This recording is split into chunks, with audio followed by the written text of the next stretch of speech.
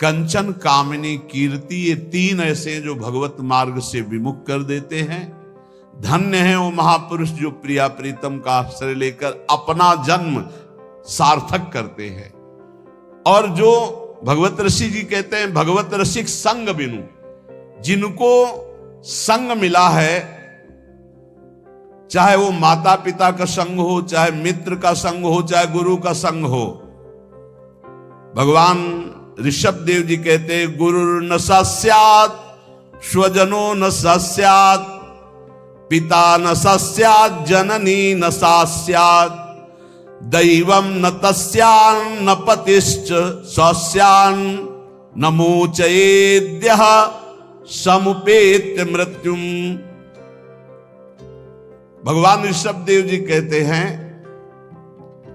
कि जो हमको इस मायामयी मृत्यु के फांसी से छुड़ा देता है वही गुरु है, नहीं वो गुरु नहीं है।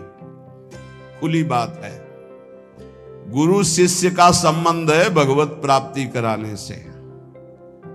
तन मन प्राण समर्पित करके गुरुदेव की आज्ञा पे चलो, निश्चित भगवत प्राप्ति है। भगवत प्राप्ति कोई ऐसा रसगुल्ला या गुलाब जामुन नहीं कि खरीद लिया, ये लियो भैया आ लो। उनकी आज्ञा पे चलो, भगवत प्राप्ति आपको होनी है। आपको भ्रम छोड़ना है, आपको असत आचरण छोड़ने, आपको असत चिंतन छोड़ना है, आपको भगवत चिंतन करना है। तो गुरुदेव का सारा प्रयास रहता है असत त्याग करके सत्य में स्थित करना। वो गुरु नहीं है जो अपने शिष्य को भगवत भक्ति के रंग में रंग करके मृत्यु रूपी माया रूपी फांसी से न बचा पावे। वो गुरु नहीं है। वह स्वजन नहीं है जो अपने संबंधी को भगवत नाम जपने का उपदेश न करे। वो पिता नहीं जो अपने पुत्र को भगवत प्राप्ति का उपदेश न करे। वो माता नहीं जो अपने पुत्र को भगवत प्राप्ति का भजन का उपदेश न करे। वो पति नहीं है जो भगवत प्राप्ति का उपदेश न करे, भगवत प्राप्ति का सहयोग न करे।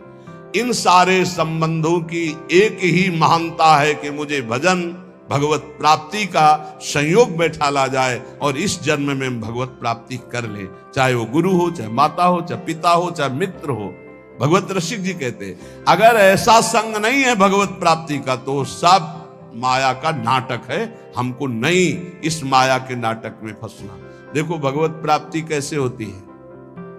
आपने एक जगह मान लिया कि हम सब बात तो टाल सकते हैं, अपने गुरु की बात नहीं टाल सकते। अब माया आपको नहीं परास्त कर पाएगी। बस सब कुछ तो है, हम बड़े नीच हैं, पतित हैं सब, लेकिन अपने गुरुदेव की बात मैं नहीं टाल सकता। इसके लिए मैं विश्व से विलग हो सकता हूं, शरीर छोड़ सकता हूं, प्राण छोड़ सकता हूं, बस जीत गया। और गुरु की बात ऐसी मानी जाती है। वो कह रहे इस समय दोपहर के 12 बजे, जी बिल्कुल धूप खूब चौड़ी है। मूर्ख बना रहा है, चौड़ी धूप है। 4 बजे नहीं महाराज आप कह रहे हो 12 बजे है, नहीं समय तो 4 बजे। हाँ महाराज ब्रह्म मुहूर्त का समय है। बड़ी मुंह चुपड़ी बोलते हो तो महाराज आप बोलोगे दिन तो हम दिन को दिन, आप कहोगे रात तो हम रात। हमको मतलब नहीं दिल है कि रात, आप कह रहे हो दिल है तो हम अपनी आंखों का विश्वास नहीं मानेंगे, हम आपकी बात मानेंगे। तुम्हें जो पसंद वही बात है। आप आज्ञा करो, हमारा तन मन प्राण उसी मार्ग में चलेगा जिसकी आपकी आज्ञा है, बस जीत गया। इसी बात का दुरुपयोग होता है, इसी बात का दुरुपयोग होता है। वो गुरु ले जो भगवत प्राप्ति के मार्ग में नहीं चला गया। देखो हम फंसे कहां हैं, बस सूक्ष्मता से समझना। भगवत प्राप्ति किसको होती है और भगवत प्राप्ति किसको नहीं होती, बिल्कुल सरलता से हम आपको समझा रहे हैं। केवल अहंकार ही भगवत प्राप्ति में बाधक है और उस अहंकार को गुरुदेव उल्टा सीधा दक्षिण बाएं ऊपर नीचे हर जगह से प्रहार करके चकनाचूर करते हैं, पक्का चकनाचूर करते हैं। अब उसको केवल, आप तो कहते थे कल की ऐसा है, आज आप कह रहे हैं ऐसा। ये प्रश्न नहीं होना। खड़े हो जाओ जी, खड़े हो गए, बैठ जाओ बैठ जाओ। आज के बाद ऐसा कभी नहीं करेंगे। हाँ करें, ये आज ये लाओ ना। महाराज आप तो कह रहे थे कभी ये नहीं खाने। नहीं जी पाओ, कल हमने कहा था नहीं पाना। महाराज जी आपने आज कहा है कि आज पा लीजिए, पा लिए। आज अभी कहो नहीं तो नहीं। ऐसा जीतता है, ये नहीं कि आपने कल कहा था तो आज ऐसे कह, नहीं, वचनम करिष्ये तो में आप जैसा कहे, जीत गया। अहंकार का केवल नाश करने की लीला होती है, अहंकार का नाश। दौड़ो नहीं, खड़े हो जाओ, खड़े, बैठ जाओ, बैठ, जब तक हम ना कहें तब तक यहीं बैठे रहना, उठ के एक कदम में नहीं जाना, हमें वैसे ही बैठे रहे, क्योंकि केवल बात अहंकार की हो रही है। इस अहंकार का मर्दन केवल गुरु कृपा से होता है। और जब देखते हैं ना कि ये तो अहंकार को संभाले हुए, तब फिर वो दुलार करने लगते हैं। अच्छा, तो ऐसे बहुत घाटा है, गुरुदेव हमें कभी दुलार ना करें, वो सदैव हमारे ऊपर शासन वृत्ति से रहे, उनको कभी ऐसा ना लगने पावे कि अगर हम तो अवहेलना करके हम चले। ये कभी एक साधक कह रहे थे कि हमें सबसे बड़ा दुख तब होता है जब आप विनय पूर्वक कोई बात हमसे कहते हैं, तब लगता है कि आज तक हमारी ऐसी वृत्ति अभी नहीं हो पाई कि गुरुदेव अपना मानकर हमको तू संबोधन करके बात करें। ऐसे बात, वो विनय पूर्वक बात करें, मतलब सम्मान पूर्वक। कहीं मेरे अंदर अहंकार है, कहीं मेरी भूख है। बोले बस ये मुझे पसंद नहीं आता जब आप विनय पूर्वक बात, कि मैं आपसे हाथ जोड़कर प्रार्थना करता हूं आप ऐसा, तब लगता है धिक्कार हमारे जीवन को। अभी तक मेरा अहंकार बकाया रह गया है, अभी तक गुरुदेव अपना नहीं माने, अभी तू कह के संबोधन नहीं करे, रे ऐसा करो। अपनापन तो तब हमें लगता है जब ये विनय हट जाती। विनय तो पर से होती है, नहीं नहीं, अभी अभी गुरुदेव अपना नहीं मान। ये अहंकार की गलित वृत्ति में आता है भाव। अहंकार बहुत, यही भगवत प्राप्ति, सिर्फ भगवत प्राप्ति में मुख्य है अहंकार, और इसी की गुफा में रहते हैं काम क्रोध लोभ आदि। इसी का नाश होता है गुरु कृपा से। बस गुरु कृपा को समझना है कि वो तत्काल बदल सकते हैं, तत्काल हर तरह से चकनाचूर करके चुप कॉर्नर सुबाड़े जाओ, बोली बोली भारी। ये केवल गुरु से ही होता है। ये हमने जीवन में देखा, केवल गुरु। एक जगह यार इतना रख लो, एक जगह इतना रख लो, वो जैसे चाहे वैसे, बिल्कुल एक जगह उनकी आज्ञा पे हो जाओ। अभी अभी अभी ये अहंकार गलित होना, ये केवल गुरु से गलित होता है। हमने अपने जीवन के अनुभव में देखा, केवल गुरु से गलित होता है अहंकार, किसी साधन से नहीं। गुरु गुरु वही है जो मृत्यु की फांसी से मुझे मुक्त करके भगवत साक्षात्कार करा दे। वही माता, वही पिता, वही संबंधी है। ये शरीर दुखमय विषय भोगों की प्राप्ति के लिए नहीं है। नायम देहो देह भाजाम नृलोके कष्टान कामान नरहते विद्भुजाम ये तपो दिव्यम पुत्र कायेन सत्वम शुद्धे दस्मात् ब्रह्म सौख्यम त्वनंतम। हे पुत्रो, इस मर्त लोक में शरीर जो मिला है मरेगा, नष्ट होगा। इसमें बड़े रोग, बड़े दुख आने वाले हैं। ये विषय भोगों के लिए नहीं मिला है। ये विष्ठा भोजी सुकर कुकर आदि को ये सब सुख प्राप्त है सांसारिक। इस शरीर को दिव्य भजन के द्वारा भगवत प्राप्ति कर लो, इसलिए मिला मानव दे। तपस्या के द्वारा अंतःकरण को शुद्ध करो। तपस्या कौन? जो हमारे अंदर काम क्रोध लोभ आ रहे हैं उनको जो हम चुपचाप सह रहे हैं, ये तपस्या है। इस शरीर को तपो दिव्यम पुत्रकायेन सत्वम शुद्धे दस्मात् ब्रह्म सौख्यम त्वनंतम। तपस्या के द्वारा अंतःकरण पवित्र करके भगवत प्राप्ति करो। तपस्या कौन? जो हम 2 बजे से जग रहे हैं, सब आराम से खा पी के सो रहे हैं, आप जग रहे हैं। अब आपका 10 बजे तक दिनचर्या चल रही है, कुछ थोड़ा सा जलपान, फिर भजन साधन, अपना रात दिन लगे हुए, काम क्रोध आदि शत्रु आ रहे हैं, उनकी जलन सह रहे, ये तपस्या है। ये क्या करेगा? अंतःकरण को पवित्र कर देगा। इस शरीर से अनंत भगवदानंद की प्राप्ति होती है, अनंत भगवदानंद की। शास्त्रों ने बताया है, महत्सेवाम द्वारमाहुर विमुक्ते स्तमो द्वारम योषिताम संग संगम। यदि संत महापुरुषों का संग मिल जाए तो मोक्ष का खुला हुआ द्वार है। और यदि कामी पुरुष का संग मिल जाए, कामिनी में आसक्त, नाना प्रकार के भोगों में आसक्त, तो बोले नरक की सर्टिफिकेट है पक्का। संग से ही उत्तम गति होती है उस संग से ही निम्न गति की प्राप्ति होती है। महत सेवाम तो द्वार माहुर विमुक्ते, संतों की सेवा, संतों का संग, संतों की आज्ञा का पालन तो मोक्ष पदवी, भगवदानंद। और विषयी पुरुषों का संग, विषय सेवन तो कह रहे तमो द्वारम योसिताम संग संगम, ऐसे कामी नीच पुरुषों का संग नरक प्रदान करता है। कसम देने की जरूरत नहीं, ऐसे पुरुषों का तो संग ही नहीं करना चाहिए। वो कहते हैं हमारी दोस्ती, अरे तिलांजलि देते तुम्हारी दोस्ती को, कभी मत आना, कभी मत बुलाना, कभी संग मत करना। नीच आचरणों में फंसाने वाले दोस्त नहीं दुश्मन होते हैं। किसी को नष्ट करना उसको व्यसन दे दो, किसी को नष्ट करना उसे भोगों में फंसा दो, नष्ट हो जाएगा अपने आप। तो नष्ट करने वाला दोस्त होता है कि दुश्मन होता है? ये बड़ा विचित्र माया का खेल है कि दुश्मन दोस्त बन करके आता है, हम उसे स्वीकार कर लेते हैं। तमो द्वारम योषिताम संग संगम, जो कामी पुरुष है, व्यसनी पुरुष है, व्यभिचारी पुरुष है, नाना प्रकार के कुमार्गगामी प्रवृत्तियों का, तो हमें कभी ऐसों का संग नहीं करना चाहिए। महांतस्ते समचित्ता प्रशांता विमन्यवः सुहृदा साधो, ये अब कहते हैं जिन महापुरुषों का संग मोक्ष का खुला हुआ द्वार है वो कैसे होते हैं? तो बोले महांतस्ते समचित्ता, सब में अपने प्रभु को देखने वाले महात्मा को महापुरुष कहा गया है। वासुदेवा सर्वमिति स महात्मा सुदुर्लभा, सबके हृदय में एकमात्र भगवान विराजमान, समचित्ता और परम शांता, किसी भी द्वंद्व की स्थिति में अशांत न हो।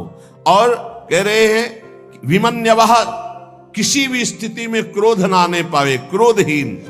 और सुहृदा साधो, सबका हित चिंतन करने वाले, सदाचार परायण, उनको महापुरुष करते हैं। जो ऐसे महापुरुषों का संग करता है वो निश्चित भगवत प्राप्त हो जाता है।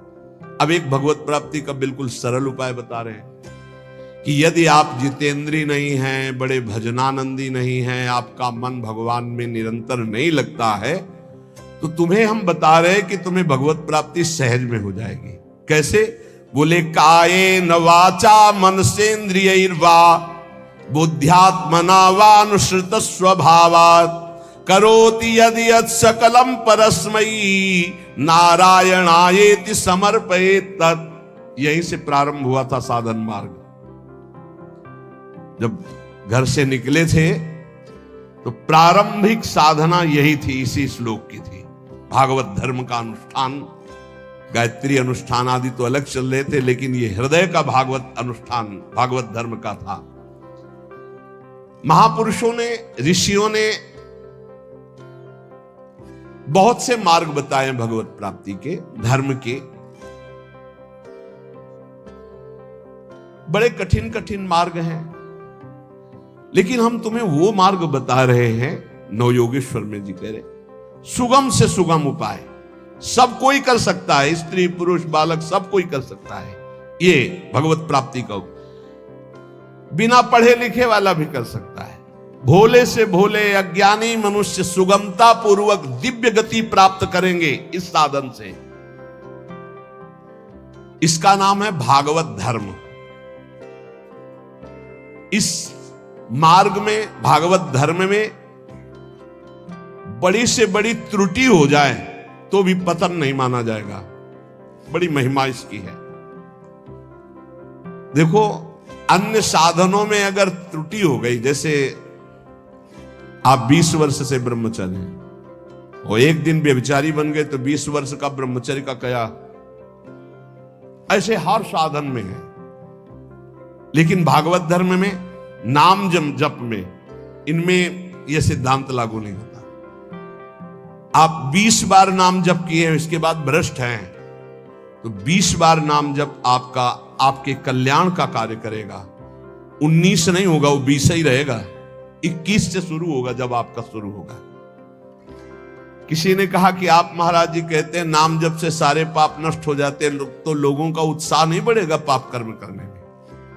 तो आप ध्यान से सत्संग नहीं सुनते हैं, तब ऐसा प्रश्न आता है। जब कभी ऐसा वर्णन होता है कि तुम चाहे जितने पाप किए हो, नाम जप करने से सारे पाप नष्ट हो जाते, तो वहां एक जरूर बात हम कहते हैं, अब लो नसानी अब ना नसई हो।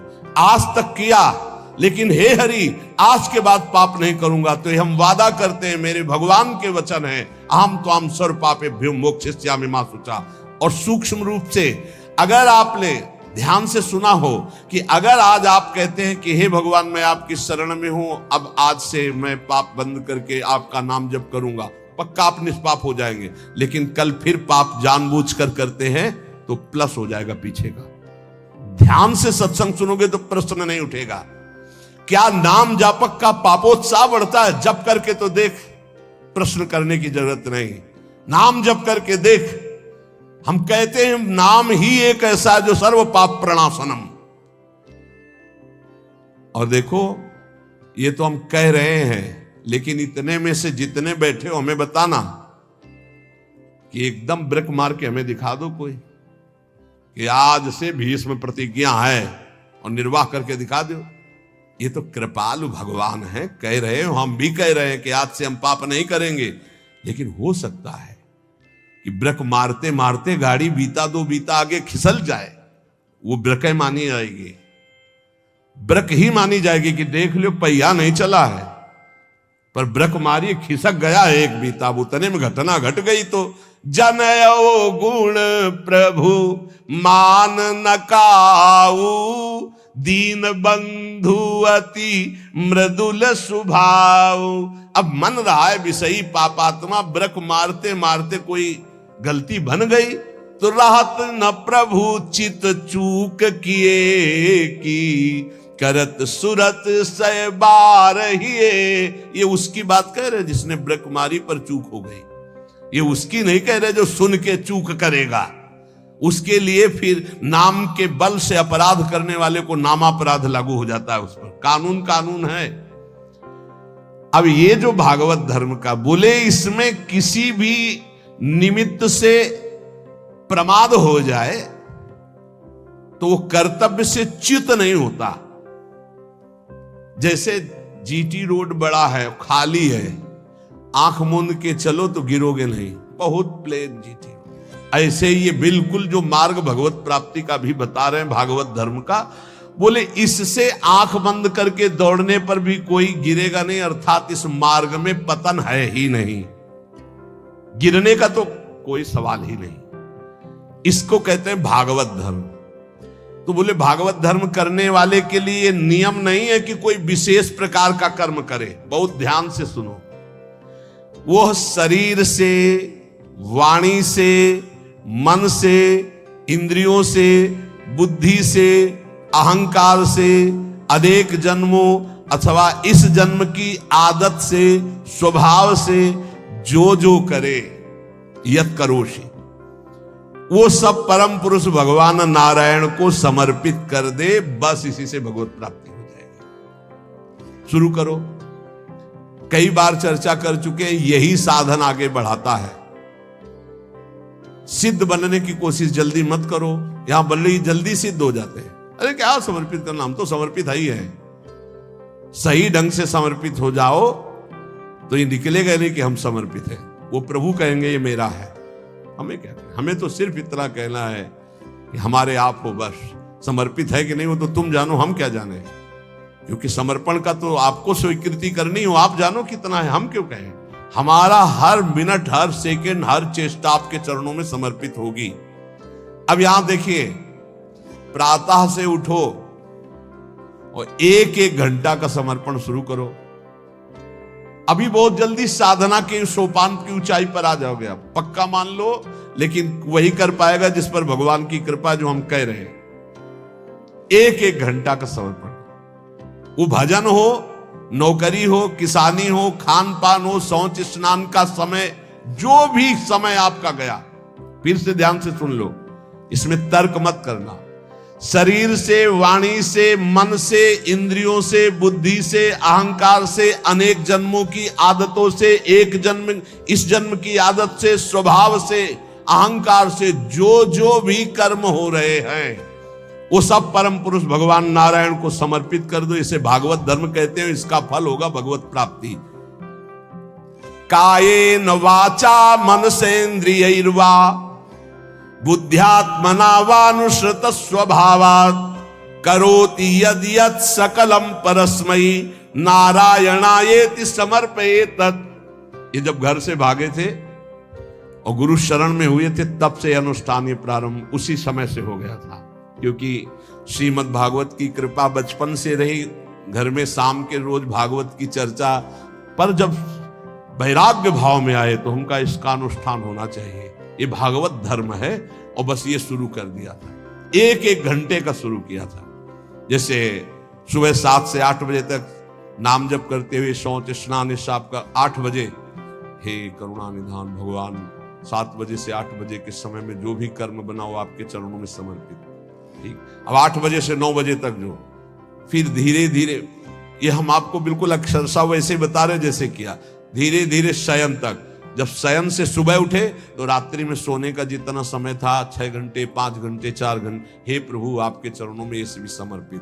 अब इसका फल ये हुआ कि कुछ समय बाद हमारे अंदर जलन शुरू हुई और जांच होनी शुरू हुई कि हमारे कर्मों में त्रुटि कौन सी है। उन त्रुटियों का समाधान शुरू हुआ। प्रभु से प्रार्थना, हे प्रभु देखो ये गंदी बात थोड़ी आपको समर्पित होती, देखो मेरे मन में गंदी बात चल रही, मेरे मन में ऐसी बात आ रही। कृपा हुई, जांच शुरू हुई, गंदगी निकालने की प्रार्थना हुई। धीरे धीरे धीरे फिर जब मन, तन, प्राण, अहम ये जब समर्पित हो गए तो फिर बंद हो गया। जब घर का जाया हुआ चेहरा हो जाता है ना, उसको फिर वो पेमेंट नहीं है, वो समर्पित है, फिर वो ये सब बंद हो जाता है। इतने से इतने राधा वल्लभ अर्पणम मस्तु, अब कुछ रह ही ले गया तो क्या अर्पणम मस्तु। अब तो राधा वल्लभ जी खुद अर्पणम मस्तु हो गए हैं, तो अब क्या अर्पणम मस्तु, राधा वल्लभ जी अर्पणम मस्तु। अब यही राधा वल्लभ जी का ही राज्य है, तो अब अर्पण क्या करना हो, तो बैठे हुए सिंहासन पर। ये सिद्ध, वही हम पहले कही कि सिद्ध ही मत झाड़ो। अगर आपकी स्थिति भगवदाकार नहीं है तो आपको ये साधन बहुत बढ़िया है, बहुत बढ़िया। चतुरासी जी का पाठ किया, राधा वल्लभ, सेवा की, राधा वल्लभ जी कर, रसोई अमन या राधा वल्लभ जी, किसानी की 5 घंटे, भूल गए आप 1 घंटे में, 1 घंटे में कहां देखे, तो 5-6 घंटे में एक बार पूरा थोक में जमा कर दो। 8 घंटे ड्यूटी की, हे प्रभु 7 बजे से गए थे, देखो 8 घंटा ड्यूटी, ये 8 घंटे के समय में जो भी क्रियाएं चेष्टाएं हुई, नाथ आपको समर्पित है, आप इस समर्पण वृत्ति से प्रसन्न हो जाइए और अपनी शुद्ध भक्ति प्रदान कीजिए। कह रहे ये समर्पण लोगों की मान्यता और धारणाओं से आपको उठाता चला जाएगा, और बताना किसी को नहीं, सुन लो और आज से धारण कर लो, बिल्कुल फ्री है। कोई एक विशेष भागवतिक कार्य समर्पित करना ऐसा नहीं, स्पष्ट लिखा है। भागवत धर्म का पालन करने वाले के लिए यह नियम नहीं है कि वो एक विशेष प्रकार का ही कोई कर्म करे और वो भगवान को समर्पित करे। वह शरीर से, वाणी से, मन से, इंद्रियों से, बुद्धि से, अहंकार से, अनेक जन्मों अथवा एक जन्म के स्वभाव और आदत से जो जो करे वो परम पुरुष प्रभु श्री हरि को समर्पित कर दे। इससे क्या होगा, आप समर्पण करते रहिए, आपकी स्थिति लोगों की मान्यता और धारणाओं से ऊपर हो जाएगी। कह रहे वो दंभ से नहीं, नाटक नहीं, वो स्वयं, उसके अंदर ऐसे भाव जागृत हो जाएंगे। एवं व्रता स्वप्रिय नाम कीर्त्या जाता अनुरागो द्रुत चित्त उच्चई हसत्यथो रोदति रोति गायत्युन्मादवन नृत्यति लोक बाह्या। ये समर्पण रंग लाएगा, क्या लाएगा, अब नाम में प्रीति होने लगेगी, राधा राधा राधा। उसको हृदय में अपने प्रीतम के नाम कीर्तन में स्वाद मिलने लगेगा, नाम में प्रीति होने लगेगी। नाम में जो ही प्रीति हुई तो अनुराग उत्पन्न हुआ, अनुराग का अंकुर जब आया तो चित्त द्रवित हो जाता है। अब वो साधारण लोगों की स्थिति से ऊपर उठ जाता है, लोगों की धारणा मान्यता उस तक नहीं पहुंच सकती। जो समस्त कर्म भगवान को समर्पित करता है उसका नाम में प्रेम हो जाता है। नाम का प्रेमी अनुराग रंग में युक्त होकर लोगों की धारणा और मान्यता से अध्यात्म की ऊंचाई पर पड़ता है। वो दंभ से नहीं, स्वभाव से मस्त हो जाता है, मत वाला। अब वो कभी खिलखिलाकर हंसता है, कभी फूट फूट कर रोता है, कभी ऊंचे स्वर से भगवान को पुकारता है, कभी मधुर स्वर से भगवान नाम कीर्तन गुणगान करता है। कभी कभी ऐसी स्थिति में सामने उसके भगवान होते हैं तो अपने प्रभु को रिझाने के लिए वो उन्मादवन नृत्यति लोक बाह्य स्थिति वो उन्मादवत नृत्य करने लगता है। सामने उसको प्रभु दिखाई देते हैं, वो जिधर दृष्टि डालता है उसको भगवान दिखाई देने लगते। ये साधन का फल देखो। खम वायु मग्निम सलिलम महिम च ज्योतिंष सत्वानि दिशो द्रुमादीन सरित समुद्राश्च हरे शरीरम यत्किंच भूतम प्रणमे दनन्यः। आकाश की तरफ देखता है तो उसे भगवान वायु, अग्नि, जल, पृथ्वी, ग्रह, नक्षत्र, प्राणी, दिशाएं, वृक्ष, वनस्पति, नदी, समुद्र, सब का सब भगवत स्वरूप उसे दिखाई देने, क्योंकि भगवत स्वरूप है। सभी रूपों में अपने आराध्य देव को प्रकट रूप से देखकर, चाहे जल सामने आए तो जल रूप भी भगवान, वायु स्पर्श करे, हाँ मेरे भगवान मेरा आलिंगन कर रहे हैं। जिधर दृष्टि जाती भगवान वो अनन्य भाव से भगवत भाव में डूबा हुआ सबको प्रणाम करता है। भक्ति परेशानुभवो विरक्ति रन्यत्र चैष त्रिक एक कालः प्रपद्यमानस्य यथास्नतः स्युस् तुष्टि पुष्टि क्षुद पायोनुघासम। आहा, जैसे भोजन करने वाले को प्रत्येक ग्रास के साथ तुष्टि, पुष्टि, क्षुधा निवृत्ति तीनों एक साथ होते हैं, ऐसे ही एक एक मिनट जो भगवान को समर्पित करता है, नाम जप करता है, उसको भजन के प्रत्येक क्षण का प्रभाव, संसार से वैराग्य, प्रभु में प्रेम और अपने स्वरूप का ज्ञान तीनों एक साथ हो। तुष्टि, पुष्टि, क्षुधा निवृत्ति, संसार से वैराग्य, भगवान में अनुराग, अपने स्वरूप का ज्ञान, तीनों एक साथ बढ़ते चले जाते हैं। एक एक क्षण भगवान को समर्पित करता है, भगवान नाम जप करता है। यही जीवन का सार है। सत्संग का मनन किया जाए, मनन से बहुत जल्दी हृदय पवित्र होता है। रोज जो सत्संग सुनते हो, अगर कई बार इसे सुनो और मनन करो तो बहुत लाभ मिलेगा। सार सत्संग का, जिन प्रभु की तुम शरण में हो, यही अखिल कोटि ब्रह्मांडों के ईश्वरों के भी ईश्वर हैं, कोई अन्य आश्रय लेने की जरूरत नहीं। ऐसे प्रभु हमारी प्रियाजू की प्रेमाधीन है, इसलिए हम सदैव गरजते रहते हैं प्रियाजू के बल से, गोरे चरणारविंद की ठसक से रहते हैं। जिसको ये ठसक प्राप्त करनी है वो एक एक मिनट प्रभु के चरणों में समर्पित कर दे। भूल हो जाए तो जितनी देर भूल हो जाए उस भूल को भी समर्पित कर दे। एक एक क्षण समर्पण करने का फल मिलेगा। प्रभु की नाम में रुचि, प्रभु की लीला कथा में रुचि, इसका फल होगा आपकी स्थिति अध्यात्म की ऊंचाई पे आ जाएगी। कभी आपको इतना आनंद आएगा कि आप लौटते लौटते हंसते रहे, कभी इतना आएगा कि रुदन आ जाए, कभी नाचने का मन होगा, कभी गाने का, वो एक दिव्य उन्मादमय स्थिति। और कभी ऐसी स्थिति जिधर देखो मेरे प्रभु तो सबको दंडवत कर रहा है, स्त्री हो, पुरुष हो, जड़ हो, चैतन्य हो, पापी हो, पुण्यात्मा हो, सबको नमस्कार, सबको प्रणाम कर रहा है। यही महाभारत